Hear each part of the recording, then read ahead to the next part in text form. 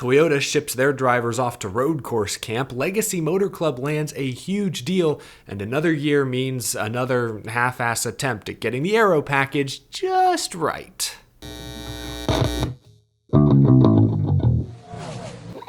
How's it going, y'all? My name is Eric. Welcome to Out of the Groove, busy NASCAR news week during a week where football legends Nick Saban and Bill Belichick potentially are set to move on. One NASCAR legend continues to add to his competitive schedule. We'll talk more about that in a moment, but first, Toyota is sending some of its young NASCAR stars to IMSA. Bubba Wallace, John Hunter Nemechek, and Corey Heim will drive a Toyota GR Supra in the Michelin Pilot Challenge race later this month at Daytona. All three drivers will be making their IMSA debut. Bubba Wallace has notoriously struggled at road courses throughout much of his NASCAR Cup Series career, but he has gotten noticeably better in the next-gen era. He had 4 top 20 finishes on road courses last season, and the year before that he managed a 5th at Indianapolis and a 7th in the Charlotte Roval. Before joining 23XI, Bubba had never finished top 20 at a road course. Not once, which is pretty crazy, but he's fresh off his first ever NASCAR playoff appearance, and this year, with 2 road courses, Watkins Glen and the Charlotte Roval, scheduled for the first 2 rounds of the postseason, it makes total sense for him to get some extra seat time, some extra road course racing experience.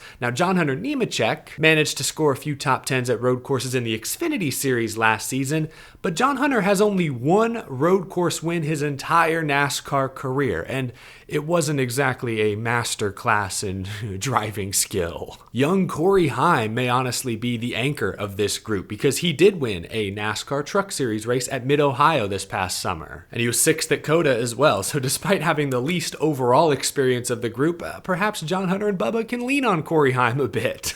Great opportunity for these 3 drivers to stretch their legs before the NASCAR season begins. The connection between Cup and sports car racing is closer than it's ever been. This should be a great learning experience for all 3 drivers. Looking forward to seeing what they can do. We saw Ford do a similar thing last year with drivers Zane Smith, Haley Deegan, Ben Rhodes, Harrison Burton. This was last year, and it was a great experience for those young drivers. This will be a great experience, I think, for these young Toyota drivers. But speaking of Toyota, their newest NASCAR Cup Series team just landed a major sponsor. Dollar Tree and Family Dollar have formed a multi-year partnership with Legacy Motor Club. Yes, 2 major dollar stores owned by the same parent company. This is like a Krusty Krab 2 situation. This is a major deal for Legacy Motor Club, although the press release confused me a bit at first. Let me just read you the first line. Dollar Tree and Family Dollar will be on track in all 38 races of the 2024 season for select races with the number 42, John Hunter Nemechek, and the number 43, Eric Jones. So at first I was confused. Does that mean this is an associate sponsor deal and they'll just get select primaries throughout the season? Still a big deal, but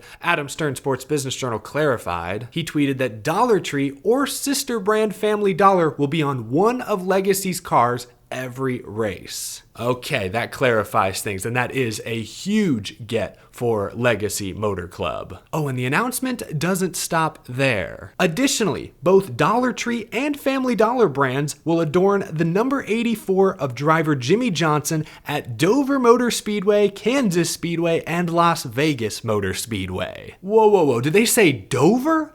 We knew Jimmie was racing at Texas, Kansas, Charlotte, Las Vegas, but the Monster Mile, the track Jimmie won at 11 times throughout his Cup Series career? Oh, what's next? Richard Petty coming out of retirement to chase his 8th Daytona 500 win?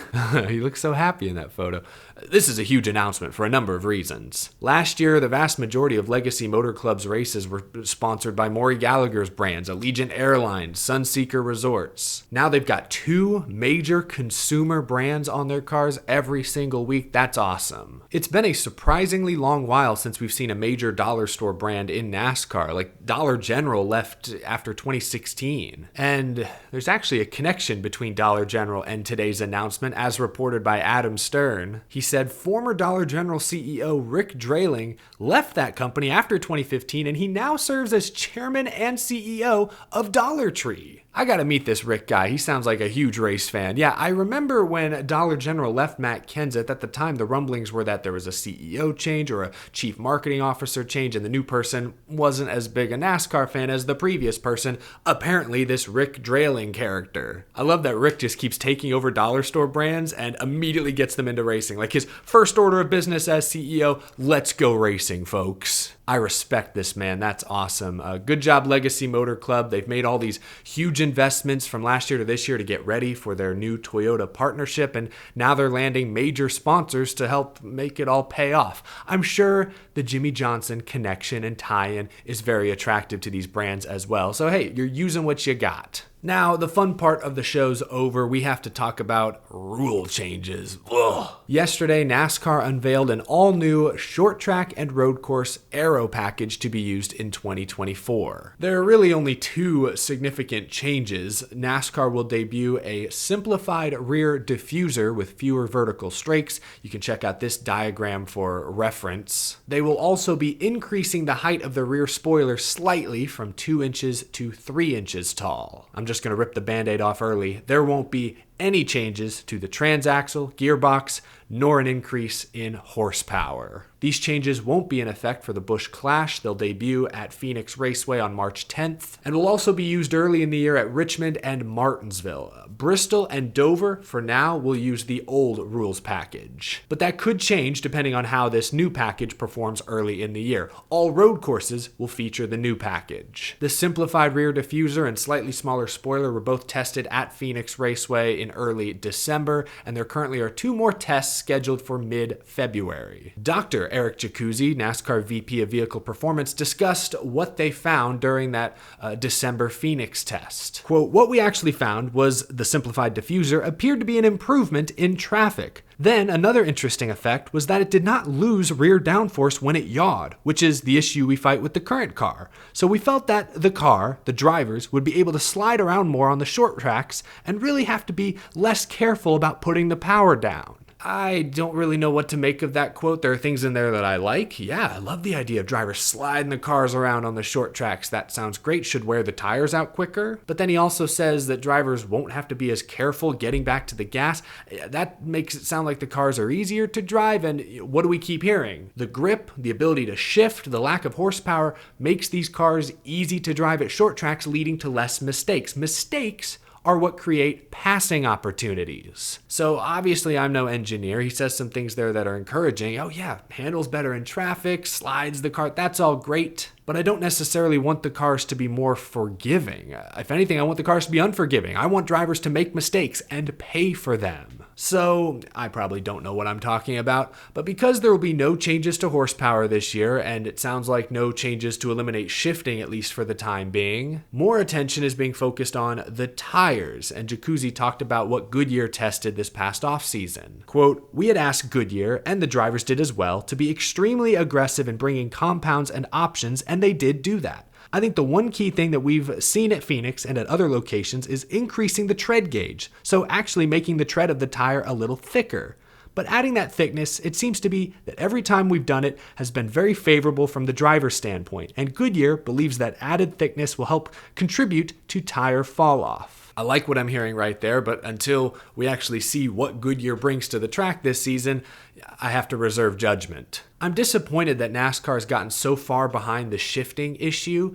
Again, I'm no engineer, but this feels like something they should have seen coming when designing the next gen car, even in the early stages. I get that now that it's here, it's a very difficult thing to fix, but like during that December Phoenix test, I could have swore there were reports that they had a brand new transaxle they were hoping to test. They never got around to testing it, which tells me they must have run into some unforeseen complications. I get that it's not an easy problem to fix, but it's a shame they've fallen so far behind. Like, you shouldn't be shifting 4 times a lap at Martinsville. Drivers don't like it, fans don't like it, nobody likes it. So it's a shame that it will persist for at least another year. What do you make of these quotes? What do you think of these Aero changes? Personally, I will be very pleasantly surprised if they make any significant difference. From 2022 to 2023, I think NASCAR did make progress. I think the road courses and short tracks were slightly better last season. So, hopefully, even if this is just a marginal improvement, it is an improvement, and 2024 is the best year yet. I'm optimistic for that, but Again, horsepower,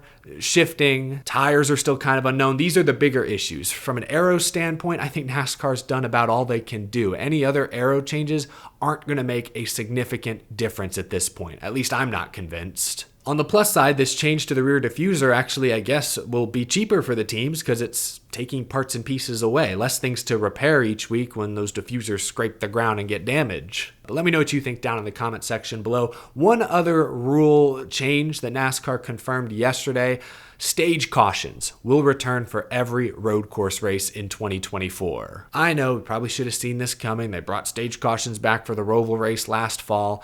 I have never been a fan of stage cautions at road courses specifically. They waste too many laps under yellow. They create, I think, silly pit strategies that force the fast drivers to make unfair compromises. I'm not a fan, but I at least can understand why NASCAR might want road course races to look a lot like every other race on the schedule, which have stage breaks and cautions, especially now with the next-gen car, which was built for these types of tracks, so drivers make less mistakes. There are less incidents, less wrecks. You got to keep the field tighter somehow, some way.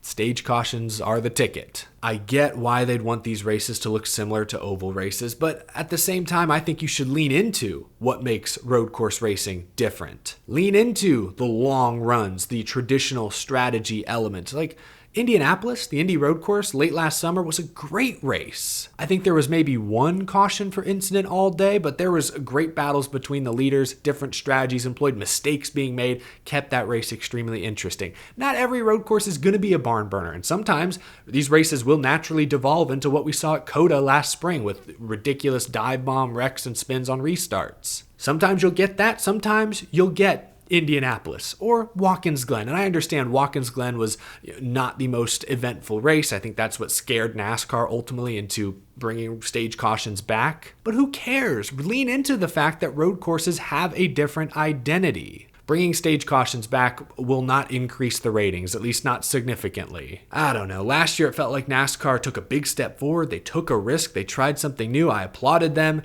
And quickly they've backtracked. Too quickly, I would say. I would have loved to see another year without road course stage cautions, just so we have a true sample size. That's just me. Let me know what you think down in the comment section below. I know we covered a ton of topics in this episode, but that's gonna do it. Thanks for tuning in, folks. Leave a like if you enjoyed this video. Subscribe if you're new. It's free, it's easy, it's right there down below somewhere. And a huge thank you, as always, to my very generous Patreon supporters. I greatly appreciate what you guys do to keep this show growing.